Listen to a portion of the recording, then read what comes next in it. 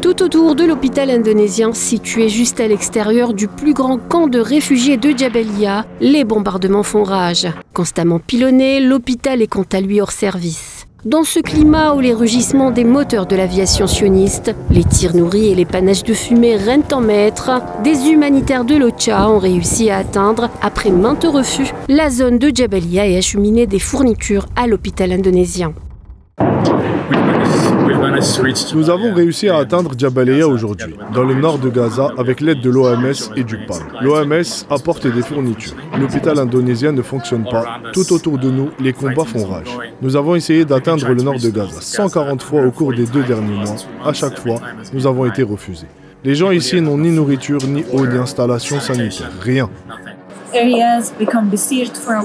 Les zones sont assiégées pendant un certain temps, sans accès à l'aide humanitaire, aux soins de santé, à la nourriture et aux fournitures médicales. Ce n'est pas acceptable. Nous essayons depuis 3 mois de venir dans le nord, Beit Lahia, Beit Hanoun et Jabalia, mais nous y parvenons pas. Nous avons essuyé des refus à maintes reprises. En collaboration avec le Croissant Rouge palestinien, les humanitaires onusiens ont également procédé à l'évacuation de plusieurs patients orientés vers l'hôpital indonésien après le raid sioniste sur l'établissement hospitalier Kamal Adwan vendredi dernier.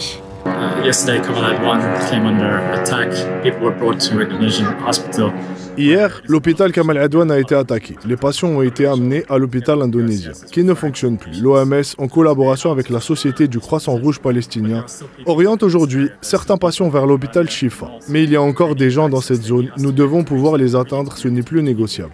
Autour de moi, il n'y a que des décombres et des destructions. Les gens ne savent pas quoi faire, ne savent pas où aller. Ils ne savent pas comment survivre. Le siège sioniste sur le gouvernorat du Nord et la quasi-destruction des établissements hospitaliers n'ont pas eu raison de l'abnégation des médecins palestiniens. Tant que des civils restent encore sur place, les blouses blanches refusent d'évacuer et tentent de poursuivre leur mission dans des conditions extrêmes. Nous avons parlé au personnel soignant. Ils ne veulent pas évacuer. Ils veulent trouver un endroit où soigner leurs patients. Ils veulent un soutien pour réhabiliter l'hôpital. Depuis octobre dernier, l'offensive sioniste sur le nord de Gaza a bouclé les zones de Jabalia, Beit Hanoun et Beit Lahia, forçant des dizaines de milliers de personnes à partir, tandis que des milliers d'autres sont toujours sur place au milieu des ruines et des bombes, à la merci d'une horde sioniste qui ne fait preuve d'aucun état d'âme.